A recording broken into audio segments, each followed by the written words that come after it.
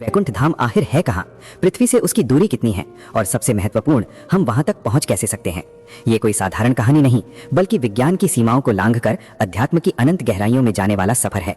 तो तैयार हो जाइए, क्योंकि आज हम 14 लोकों को पार करते हुए उस परम आनंद के द्वार तक पहुंचने वाले हैं।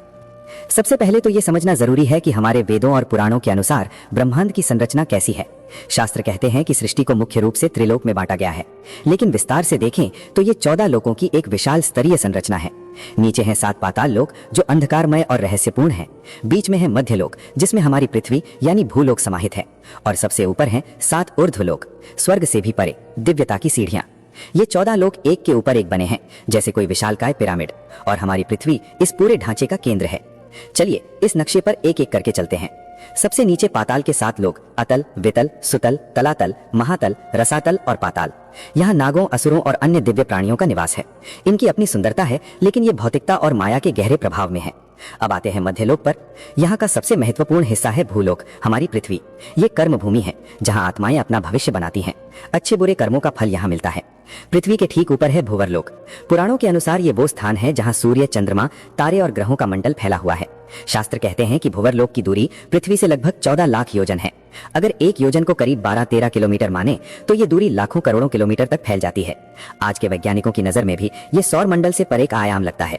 भूवरलोक से ऊपर चढ़ते हैं तो मिलता है स्वर्गलोक, देवताओं के राजा इंद्र का राजमहल। यहाँ पुण्यात्माओं को उनके अच्छे कर्मों का फल मिलता है। अप्सराएं, कल्प वृक्ष, अमृत और दिव्य सुख। लेकिन याद रखिए, ये स्थायी नहीं है। जब पुण्य समाप्त होते हैं तो आत्मा फिर नीचे आ जाती है। शास्त्रों में इसकी दूरी भूवरलोक से लगभग 1 करोड़ योजन बताई गई है। स्वर्ग के आगे सफर और भी रहस्यमय हो जाता है।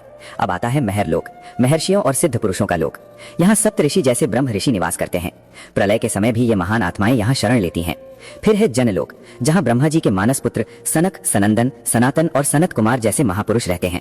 उसके ऊपर है तपोलोक, जहाँ तपस्वी महात्मा रहते हैं, जिन्होंने सारा सांसारिक मोह त्याग दिया है। इनकी तपस्या इतनी प्रबल है कि वे ब्रह्मांड की रचना और पालन में सहायक बनते हैं। और सबसे ऊपर है सत्यलोक, जिसे ब्रह्मलोक भी कहते हैं। ये हमारे भौतिक ब्रह्मांड का सबसे ऊंचा लोक है। यहाँ सृष्टि के रचयिता भगवान ब्रह्मा निवास करते हैं। शास्त्र कहते हैं कि सत्यलोक अन्य लोकों से करीब 12 करोड़ योजन ऊपर है, जो लगभग 1 अरब 47 करोड़ किलोमीटर की दूरी बनती है। यहाँ पहुंचकर भौतिक ब्रह्मांड की सीमा खत्म हो जाती है। लेकिन दोस्तों, कहानी यही नहीं रुकती। सत्यलोक के पार एक नया आयाम शुरू होता है, जिसकी हम कल्पना भी नहीं कर सकते। विष्णु पुराण और श्रीमद् भागवत महापुराण हमें बताते हैं कि हमारा ये पूरा ब्रह्मांड और इसके जैसे असंख्य ब्रह्मांड भगवान विष्णु की कुल शक्ति का सिर्फ 1/4 हिस्सा है, यानी 1 पाद विभूति। सत्यलोक की सीमा पर बहती है एक दिव्य नदी, विरजा नदी। ये कोई साधारण नदी नहीं। पुराण कहते हैं कि ये ब्रह्मा जी के वेदांग के पसीने से बनी है। विरजा नदी भौतिक दुनिया यानी 1 पाद विभूति और आध्यात्मिक दुनिया यानी त्रिपाद विभूति के बीच की सीमा है। यहाँ पहुंचकर आत्मा अपने अंतिम भौतिक अंश को भी त्याग देती है। जैसे ही वो विरजा में स्नान करती है, सारे सांसारिक गुण, कर्म बंधन और माया धुल जाते हैं। आत्मा अब आध्यात्मिक जगत में प्रवेश करने के पूर्ण रूप से योग्य हो जाती है। अब सबसे बड़ा सवाल, विरजा नदी के पार वो परम धाम वैकुंठ आखिर है कहाँ, और पृथ्वी से उसकी दूरी कितनी है? विष्णु पुराण और भागवत पुराण के अनुसार वैकुंठ धाम सत्यलोक से भी लगभग 2 करोड़ 62 लाख योजन ऊपर स्थित है। अगर हम एक योजन को 12.3 किलोमीटर माने तो सिर्फ सत्यलोक से वैकुंठ तक की दूरी करीब 32 करोड़ 21 लाख किलोमीटर हो जाती है। और अगर हम पृथ्वी से लेकर सभी लोकों की कुल दूरी जोड़ दें तो ये खरबों खरबों किलोमीटर में पहुंच जाती है। जरा सोचिए, नासा का सबसे तेज स्पेसक्राफ्ट जो 60,000 किलोमीटर प्रति घंटा की रफ्तार से चलता है, तो भी वैकुंठ पहुंचने में लाखों करोड़ों साल लग जाएंगे। ये दूरी इतनी विशाल है कि आधुनिक विज्ञान की कोई भी तकनीक इसे छू भी नहीं सकती। वैकुंठ कोई जीपीएस लोकेशन नहीं, बल्कि एक दिव्य आयाम है, समय और स्थान की हमारी समझ से परे। लेकिन दोस्तों, वैकुंठ की भव्यता सिर्फ दूरी में नहीं, बल्कि उसकी महिमा में है। ये भगवान विष्णु की त्रिपाद विभूति का हिस्सा है, यानी उनकी कुल दिव्य शक्ति का 3/4 भाग। इसका मतलब है कि हमारा पूरा भौतिक ब्रह्मांड जितना बड़ा है, वैकुंठ उससे कम 3 गुना अधिक विशाल, अधिक दिव्य और अधिक आनंदमय है। श्रीमद् भगवद गीता में भगवान कृष्ण स्वयं कहते हैं, न तद भासयते सूर्यो न शशांको न पावकः यद गत्वा न विवर्तते तद धाम परमं मम। अर्थात मेरे उस परम धाम को न सूर्य प्रकाशित करता है, न चंद्रमा, न अग्नि। वहां पहुंचकर कोई वापस नहीं लौटता। वहां करोड़ों सूर्यों से भी तेज प्रकाश है, लेकिन वो प्रकाश आंखों को नहीं चुभता, बल्कि शांत, ठंडा और हृदय को सुख देने वाला है। वैकुंठ में समय का कोई प्रभाव नहीं। वहां न बुढ़ापा है, न बीमारी, न मृत्यु। वहां के वृक्ष कल्प वृक्ष हैं, जो हर इच्छा पूरी कर देते हैं। धरती दिव्य रत्नों और मणियों से बनी है। वहां के महलों में भगवान विष्णु अपनी पत्नी देवी लक्ष्मी, श्रीदेवी, भूदेवी और नीला देवी के साथ विराजमान रहते हैं। उनकी सेवा में 96 करोड़ दिव्य पार्षद सदैव तत्पर रहते हैं। वहां सिर्फ प्रेम है, सिर्फ आनंद है, सिर्फ शुद्ध भक्ति है। तो सवाल उठता है, इतनी दूर इतने दिव्य धाम तक पहुंचा कैसे जाए? शास्त्रों का जवाब स्पष्ट है।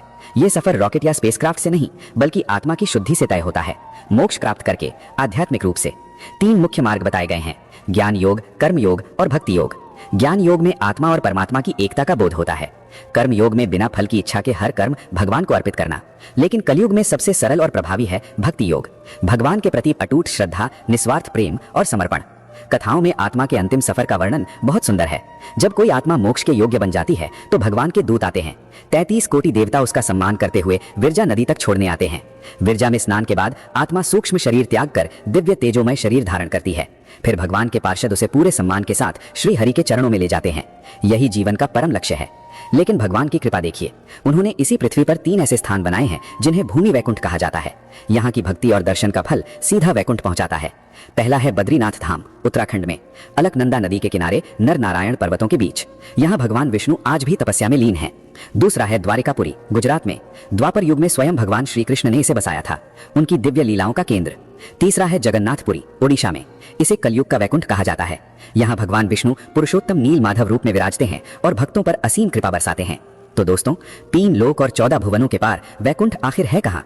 आज हमने शास्त्रों के इस दिव्य नक्शे से जाना कि ये सत्य लोक से भी करोड़ों योजन दूर विरजा नदी के पार एक आध्यात्मिक आयाम में है, जहाँ सिर्फ शुद्ध आत्मा ही पहुंच सकती है। लेकिन इस विशाल दूरी का मतलब निराशा नहीं, बल्कि प्रेरणा है। असली यात्रा बाहर की नहीं, भीतर की है। वैकुंठ कोई जगह नहीं, बल्कि चेतना का शिखर है, एक आध्यात्मिक अवस्था। भक्ति, अच्छे कर्म और निस्वार्थ प्रेम से हम उसी अवस्था को इसी जीवन में छू सकते हैं। अगर इस दिव्य यात्रा से आपको कुछ नया सीखने को मिला, कुछ प्रेरणा मिली, तो वीडियो को लाइक जरूर करें।